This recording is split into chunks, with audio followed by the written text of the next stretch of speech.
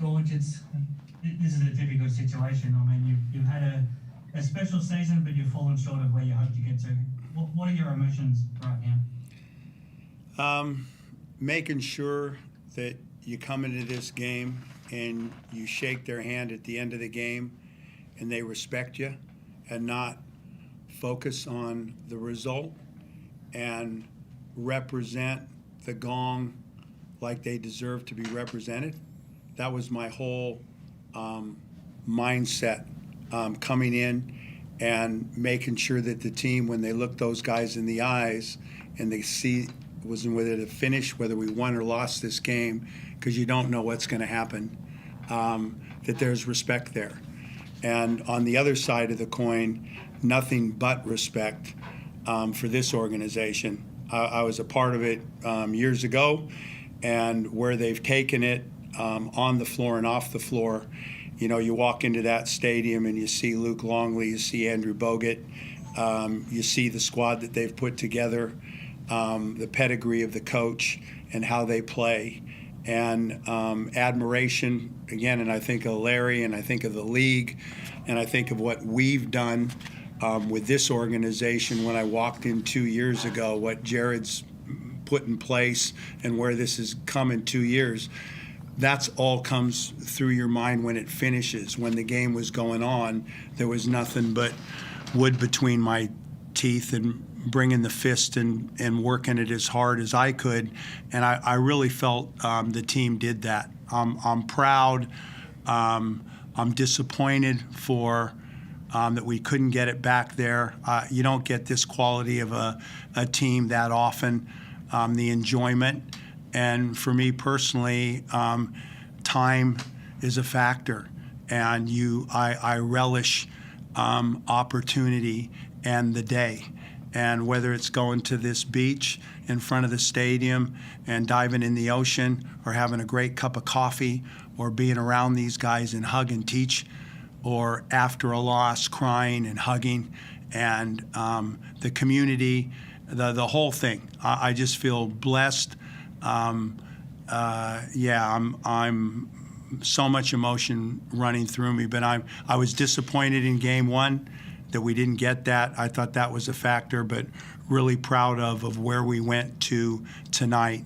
And this is all about the Kings, Chase Buford, and their organization, what they did. They got a great chance to win this thing, and really enjoyed the competition. That was what I was wanting to ask next, because I think you would have been disappointed if you bowed out the way you did on Friday night, but you can't fault the effort that your team put in out there today. And sometimes if there's superstars on the opposition that play to superstar level, sometimes you just have to tip your hat to them. Yeah, and I mean, Jalen Adams, you know, a hug after that game. I wanted to look him in the eye, and I know there was respect there with what he got tonight, and respect back. Cooks, part of the national program, respect, the warmth from Chase. It was all there. And Jalen Adams is a pro. You talk about Bryce Cotton, the best guys to play in this league. There's that factor of time, and then there's these guys that come in that are blessed and special. This kid's special. He's a winner at both ends of the floor, and it's a different team when he's on that floor. We went after him hard tonight. We had the Defensive Player of the Year on him, 29 tonight, the winning basket. I know it was a 12-point game at the finish, but it wasn't. That shot won the game, and he's done that at our place and time again. And again, Xavier Cooks, who I had with the national team, just a great all-around game, and that's where they put the ball at the end of the game. So hats off. I keep saying that, hats off to them, and it's just the answer to your question about talent.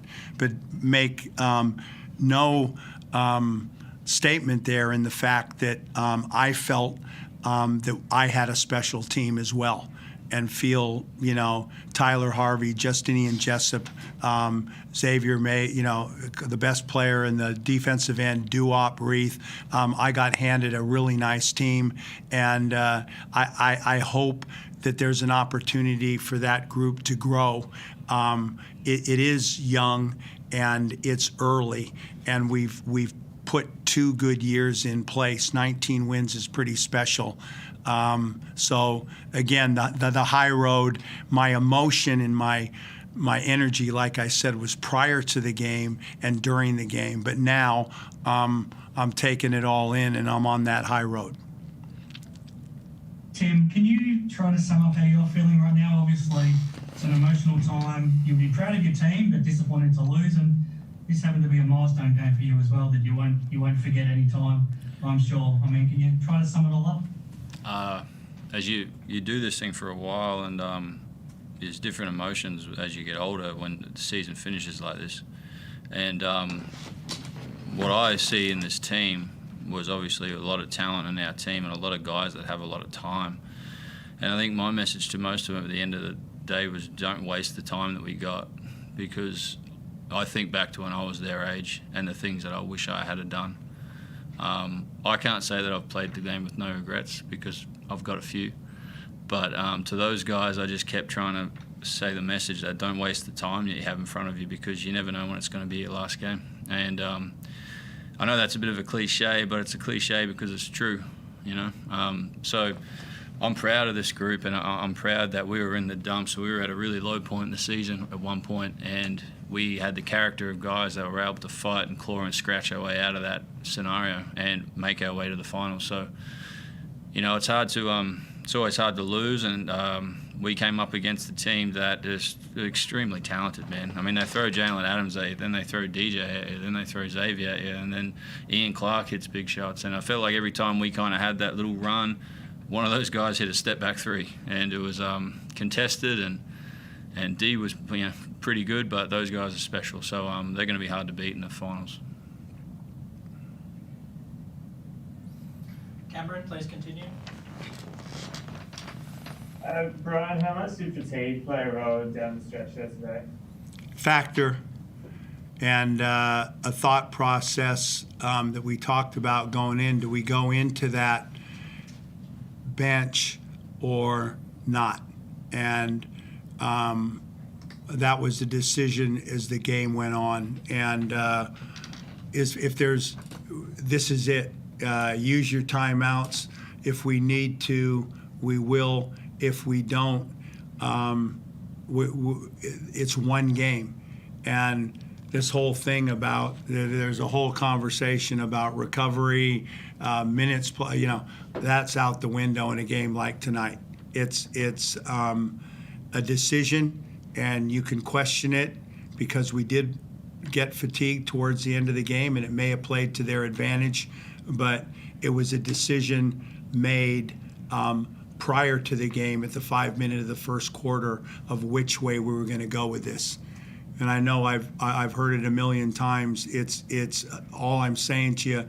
You can be critical, but it wasn't something that we didn't talk about. It wasn't a surprise factor. Plan A, Plan B, and we went with use the timeouts, squash this thing, and try to get a game 3.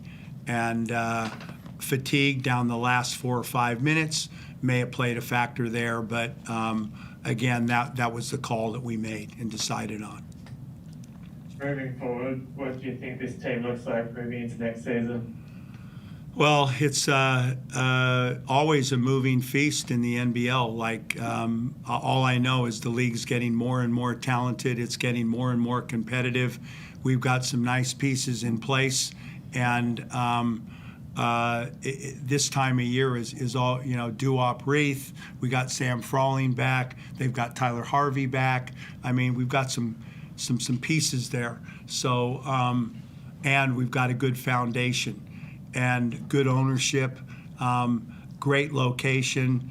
It's in a different place than it was 2 years ago. But this thing, I've been in competition in Japan. I've been in competition in China for a long time. I've been in the NBL. I've been around the block. This thing's a monster. And there's a limited amount of teams, and there's a lot of talent. And to get to this and be into this is difficult.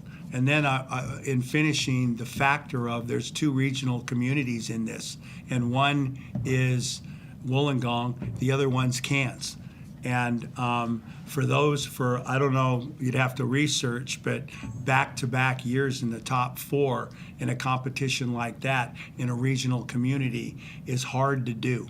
And that's the goal of this, is to make this a Perth, a United, a Sydney Kings, and it's a challenge. And what we come up with for the following year has a big say in that. But we've got 2 years under our belt, and I think this team's right there to win the championship, and we went toe-to-toe. I mean, we had 3 out of 4 in the regular season. We're at our home court. We struggled, but with 2.5 minutes to go, they have the ball, and it's a 2-point game. You come here tonight, you look up at the clock, there's 4 minutes to go. It's even.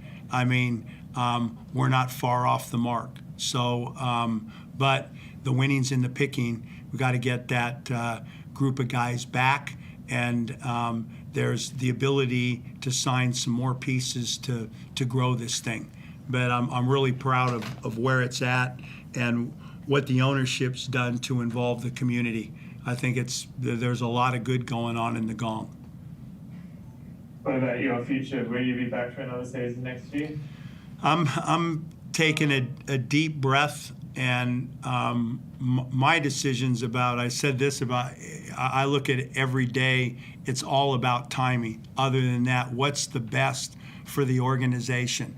What's the best for the staff I'm with?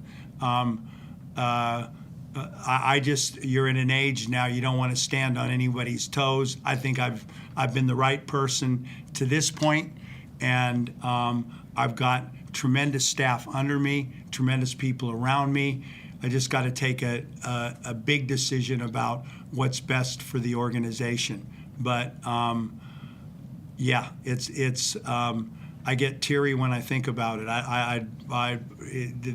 There's a lot going on under the table that you wouldn't know about personnel around the team, and so much good going on. And I got such a great young staff with this team and with the Boomers. And the decisions on me is not being selfish, doing what's best for the organization. And but I can say in finishing, I love the Gong, whichever way it goes, whether I'm coaching or on the side, I'm going to be around there a lot. It's an unbelievable place. Thanks, Coach. Thank you. Thanks, George. Thanks, Tim. Thank you.